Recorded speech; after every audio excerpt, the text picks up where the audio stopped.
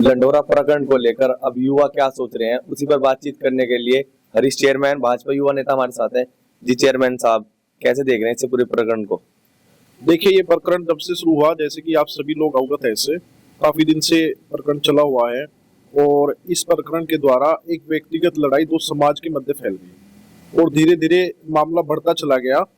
तो अब मैं चाहूंगा कहीं ना कहीं इस प्रकरण में अब हमें जो है एक सामंजस्य की तरफ जाना चाहिए और अब हमें इसे लेकर एक सामंजस्य स्थापित करना चाहिए, ताकि जो आपसी माहौल, जो सद्भाव प्रेम से जैसे लोग रहते थे, जो हमारे बीच से जो खराब होने का काम किया है, वो दोबारा से स्थापित हो और एक सामंजस्य बने।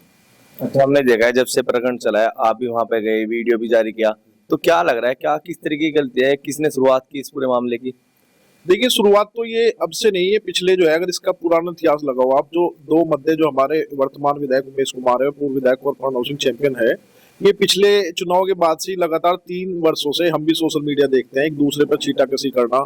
कभी वो उनके बारे में कुछ लिखते थे, कभी वो उनके बारे में लिखते थे, एक दूसरे की यहाँ तक भी कि मेरे पास इतनी गाड़ी है, तुम्हारे पास क्या है, और तुम्हारे पास तो गाड़ी का इंश्योरेंस कराने के पैसे भी नहीं है, यहाँ तक की छींटाकशी हुई। लेकिन प्रकरण ने तूल तब पकड़ा जब सोशल मीडिया पर एक पोस्ट उमेश कुमार जी द्वारा नगर पंचायत लंडोरा के चुनाव के बाद डाली गई कि ये देखो कैसे प्रचार हुआ था, और जो इन्होंने कैंडिडेट अपना लड़ाया वो चौथे नंबर पर पहुंच गया। जो भारतीय जनता पार्टी ने जिसे दिया था उसका ना करा के राजा साहब ने अपना कैंडिडेट उतारा था, तो लेकिन वो चौथे नंबर पर पहुंच गया। और जो असली जो फसाद हुआ वो वहां से शुरू हुआ, उस पोस्ट के बाद से। फिर उसकी प्रतिक्रिया बस कुंवर प्रणव सिंह चैंपियन ने एक पोस्ट डाली जिसमें, हाँ मैं मानता हूँ, उसमें अभद्र भाषा का प्रयोग किया गया है। किसी की भी माँ के बारे में, चाहे मेरी माँ है या किसी की भी माँ है, माँ सबकी माँ होती है, माँ के बारे में अगर हम कोई भी गलत टिप्पणी करेंगे तो वाकई गलत है। वो किसी समाज जाति वर्ग से उसका कोई मतलब नहीं होता, माँ सबकी बराबर होती है। तो मेरा मानना है, हाँ, किसी की माँ के बारे में अगर टिप्पणी की वो भी गलत बात है।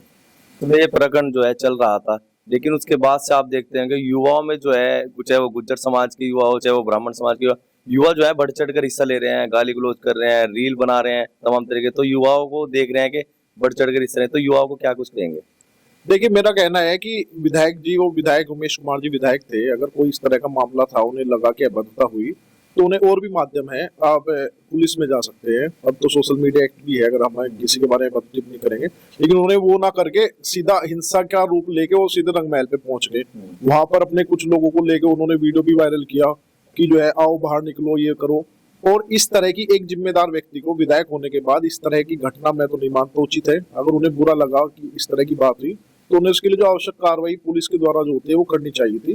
और जो है, उसके बाद से ही जो माहौल गर्म हुआ, उन्होंने जो सबसे बड़ी जो मेरी मानना है, जो रंगमहल के बारे में टिप्पणी की। देखिए, रंगमहल कोई गुर्जर समाज की एक धरोहर है, वो किसी एक व्यक्ति विशेष की नहीं है कि वो कुंवर प्रणव सिंह चैंपियन की है, ऐसा नहीं है। वो एक पूरे समाज की, गुर्जर समाज की है। 6वीं शताब्दी से आप देख लीजिए, गुर्जर क्षेत्र था, वहां पर रंगमहल में उन्हें वो रियासत दे दी गई थी। तब से उसका देखभाल है, कितने स्वतंत्रता सेनानी रहे जिन्होंने अपने बलिदान दिया और उसमें रहकर लड़ाई भी लड़ी।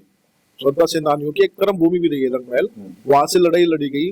आसपास के जो क्षेत्र था वहां से लोगों को इकट्ठा किया गया स्वतंत्रता सेनानियों को, और आगे अंग्रेजों के खिलाफ कैसे लड़ा जाए, एक वहां से निर्णायक भूमिका तैयार होती थी। तो रंगमहल को लेकर टिप्पणी हुई, उसके बाद उबाल समाज में आना निश्चित था। देखिए, किसी धरोहर के बारे में कोई सम्मान है, उसके बारे में अगर कहेंगे, व्यक्ति विशेष को आप कुछ भी कह लीजिए, लेकिन किसी के धरोहर के बारे में अगर कैसा जाएगा तो उबाल निश्चित था। तो युवाओं में आक्रोश तो होना ही था, युवाओं में आक्रोश हुआ, और फिर वो आप उसका नतीजा देके सड़कों पर युवा आया, एक महापंचायत की घोषणा की गई, फिर टाल दी गई। लेकिन उसके बाद भी रंगमहल पर एक अपनी अस्मिता के लिए युवा वहां पर पहुंचा, तो ये तो स्वाभाविक था, जाना तो निश्चित था, युवा जाते जरूर। तो युवाओं को आप कहाँ देख रहे हैं? युवा जो है चैंपियन साहब को अपना आइकन मान रहे हैं, रील्स बना रहे हैं कि जैसा चैंपियन साहब ने किया ठीक किया, तो आने वाली पीढ़ी फिर क्या समझेगी इससे? नहीं, मैं मानता हूँ चैंपियन साहब हमारे समाज के नेता है, वो 4 बार विधायक भी रहे हैं, और जो है अभी लंडोरा रियासत को देख रहे हैं। वो आइकॉन तो है ही वो, क्योंकि समाज के इतने बड़े नेता है, राजा भी है। लेकिन आइकॉन का मतलब ये नहीं होता कि जो हमारी गलत चीजें होती है हम उन्हें भी फॉलो करें।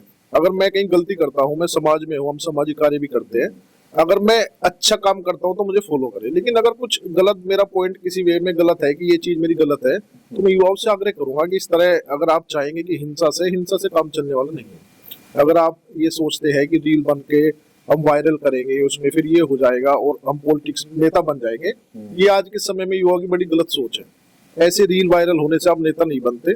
मैं अभी पढ़ रहा था अखबार में कि कुछ हमारे युवाओं पे भी जो है, जो इस तरह की रील वायरल हो रही है, सोशल मीडिया पे भड़काऊ बयानबाजी हो रही है, पुलिस प्रशासन उस पर भी एक्शन ले रहा है, उस पर भी मुकदमे की तैयारी चल रही है और कुछ तो हो भी गए होंगे।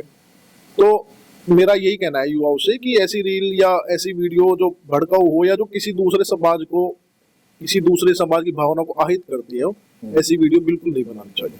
अच्छा, प्रकरण के बाद पहले 29 की पंचायत रखी गई थी, उसको रद्द किया गया। उसके बाद इकट्ठा हुए लोग रंग महल में, लेकिन उसके बाद ऐलान हुआ कि 5 तारीख को फिर से पंचायत होगी, लेकिन फिर पंचायत रख दी, मना होगी, रद्द होगी। तो इस तरीके के क्या कारण बन रहे हैं कि रखनी पड़ रही है फिर रद्द करनी पड़ रही है? देखिए, वो तो हमारे जो वरिष्ठ है, हमारे वीरेंद्र सिंह जी भी समाज के हमारे वरिष्ठ है, उन्होंने, उन सभी लोगों ने, क्या माहौल था, क्या परिस्थिति बनी जो उन्हें पंचायत रखनी पड़ी और फिर वो स्थगित हुई और दोबारा फिर पंचायत का जो उन्होंने आह्वान किया, वो तो सही तो वही बता पाएंगे कि उसका क्या कारण था कि उन्होंने ऐसा किया, लेकिन स्थगित हो गई, ये बड़ी अच्छी बात है। भाई हमारा युवा जो है कोई पंचायतों के लिए थोड़ी है कि वो पंचायत ही करेगा, कि बस युवा पंचायत में उलझा रहेगा। मेरा तो अपने युवाओं से भी एक मैसेज है। मैं अभी देवधर गया हुआ था, हमारे समाज के महात्मा ओम प्रकाश गांधी जी है, जिन्होंने देवधर में कन्या गुरुकुल के नाम से, गुर्जर कन्या गुरुकुल के नाम से बहुत बड़ी संस्था होती है, जो पूरे भारत के अंदर ही नहीं विश्व में भी जो एक अपनी ख्याति रखती है, और उसमें भारत के कोने कोने से गुर्जर समाज की लड़कियां पढ़ने आती है। उनसे मेरा विचार विमर्श हो रहा था, मैंने उन्हें बात चल रही कि ऐसे पंचायतें हो रही है, उन्होंने कहा कि जब हमारे समय में पंचायतें होती थी वो सामाजिक बुराई को दूर करने के लिए होती थी, कि अगर हमने, जब उन्होंने गुरुकुल की स्थापना की, लोगों से चंदा इकट्ठा किया, एक छोटा सा अकेला आदमी कुछ नहीं कर सकता, उन्होंने पूरे समाज से चंदा लिया, पूरे समाज से संगठित करके एक संस्था बनाई, धीरे धीरे वो संस्था इतनी बड़ी संस्था हुई, लेकिन उनका मेन उद्देश्य यही था कि सामाजिक बुराइयां दूर हो। पंचायतें होती थी, मेरे बाबा जी संत सनी प्रताप सिंह जी, वो भी पंचायतें करते थे, लेकिन उनका उद्देश्य ये था कि जो समाज में कुरीतियां है, भाई दहेज प्रथा होगी, मृत्यु भोज हो गया है, जो इस तरह की कुरीतियां थी उसे बंद किया जाए। पंचायत का उद्देश्य ये नहीं होता था कि आपस में लड़ाई की जाए, आपस में एक समाज से टिप्पणी की जाए, इस समाज के बारे में, उस समाज के बारे में। पंचायतों का उद्देश्य पहले कुछ नहीं, ऐसा नहीं था, और अब भी यही कहना चाहूंगा युवाओं से कि आप पंचायत कीजिए, बिल्कुल कीजिए, आप संगठित होइए, संगठित होना बहुत जरूरी है, आप संगठित हो जाइए और उस संगठन में आप अपनी शिक्षा के बारे में बात कीजिए। आप बात कीजिए कि किस तरह आप आगे बढ़ सकते हैं, किस तरह शिक्षा के माध्यम से हम जो है अपने जो गरीब परिवार से भी है हमारे भाई, या जो वंचित रह चुके हैं, जो नहीं, जिन्हें स्थान नहीं मिल पाया जो उन्हें चाहिए था, किस प्रकार उनकी हम आगे बढ़ा सकते हैं, उनके बारे में पंचायत कीजिए। हम दहेज को कैसे खत्म कर सकते हैं, जो आज की नौजवान पीढ़ी में बढ़ रही है, उसके बारे में पंचायत कीजिए ताकि दहेज को कम किया जाए।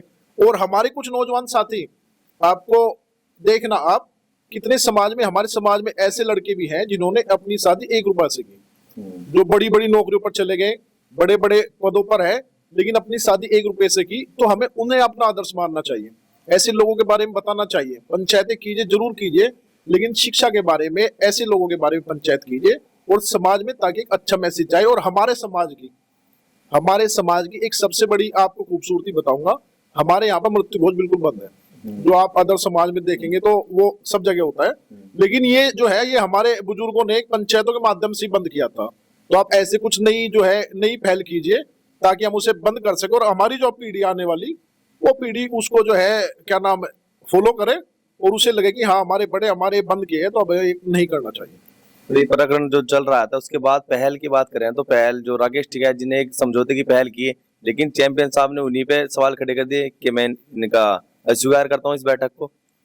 देखिए, राकेश टिकैत जी ने, मैं एक दिन पहले भी लाइव आके मैंने कहा था, उन्होंने बहुत अच्छी पहल की थी। भाई समाज में देखो, किसी भी चीज का हल आखिर में फैसला ही होता है, हिंसा किसी चीज का रास्ता नहीं हो सकती, हिंसा से कोई समाधान नहीं होता।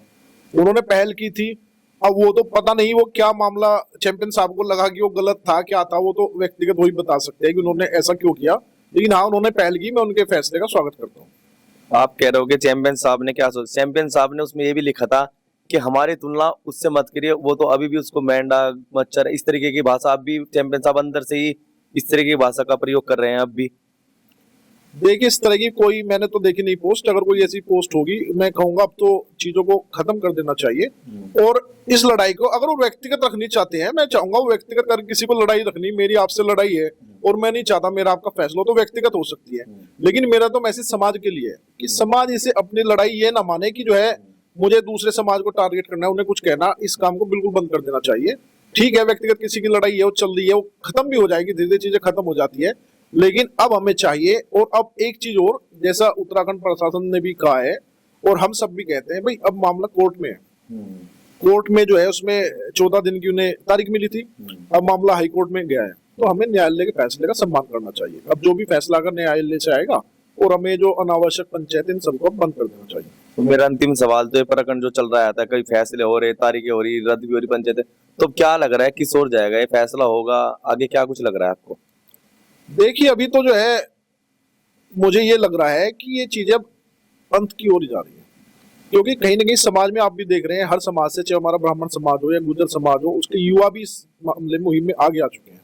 आप सोशल मीडिया पोस्ट देखिए, जब पंचायत का आह्वान हुआ था तो हमारे हर युवा ने आगे बढ़कर हिस्सा लिया। और आप एक चीज और देखिए, हमारे यहाँ पे एक भागीरथ जयंती के पोस्टर को विवाद हो गया था, किसी ने फाड़ दिया था उसे, लेकिन हमारे समाज की खूबसूरती, हमारे भाई अमित भाई हैं शिवपुर के, उन्होंने जाकर खुद खड़े होकर पोस्टर लगाने का काम किया, ताकि एक समाज के अंदर एक सद्भाव मैसेज जाए। तो ये हमारे समाज का युवा ऐसा नहीं है कि वो नहीं समझता, हमारे समाज का युवा हर चीज समझता है। उसे पता है कब उसे अपनी लड़ाई लड़नी है, और उसे पता है कब उसे लड़ाई नहीं लड़नी, तो वो आगे बढ़ेगा। ऐसा नहीं है कि वो इसी काम पे रहेगा। मुझे लगता है अभी अंत की ओर ही जाएगा। बहुत बहुत धन्यवाद हमारे से बात करने। तो हरीश चेयरमैन, भाजपा युवा नेता, जिन्होंने इस पूरे प्रकरण पर अपनी राय दी। फिलहाल इतना ही, धन्यवाद।